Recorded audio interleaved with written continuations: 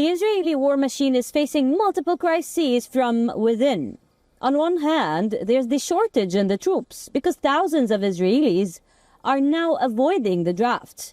And on another hand, there's the deadly Hezbollah drone that's facing the Israelis in Lebanon. Multiple casualties and major gaps in the Israeli defense system have been exposed.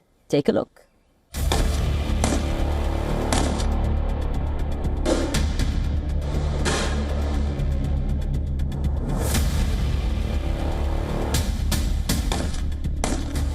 Israel's military is fighting on multiple fronts, but its biggest warning may now be coming from within the IDF. Senior Israeli military officials have told lawmakers that the IDF's manpower shortage is set to worsen dramatically in the coming month. The current gap of 12,000 troops could soon rise to 17,000. This comes as the first batch of soldiers under a shortened 13-month service term prepare to leave the force in early 2027. Israel is also dealing with a growing draft evasion crisis. Thousands of ultra-Orthodox men continue to resist conscription, and the number of those classified as draft dodgers could soon reach 90,000. The IDF says it is ready to absorb far more recruits, but political deadlock over exemption laws continue to block a long-term solution.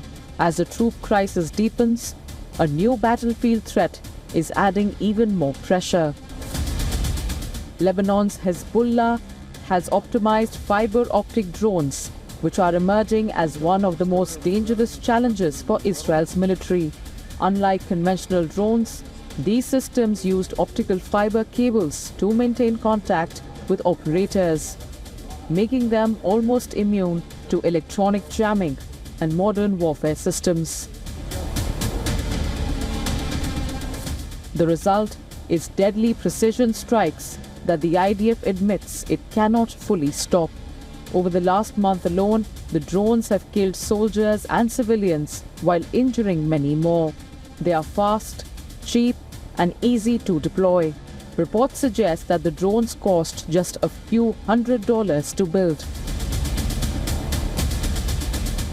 Now, Israel is scrambling for countermeasures.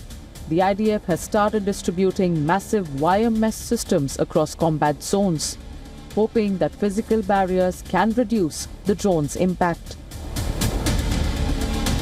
At the same time, dozens of technological solutions are being tested, but officials reportedly admit that there is still no single effective answer. In an emergency meeting last week, Prime Minister Benjamin Netanyahu approved 2 billion shekels for rapid development of counter-drone systems. The move underlines a growing fear inside Israel's security establishment that the country is entering a new era of warfare, where low-cost drones can expose high-cost military vulnerabilities. For Israel, this is no longer just about Lebanon or Iran. It is about whether the IDF can sustain a long war with fewer soldiers and against its enemies using cheaper, smarter, and harder-to-stop weapons.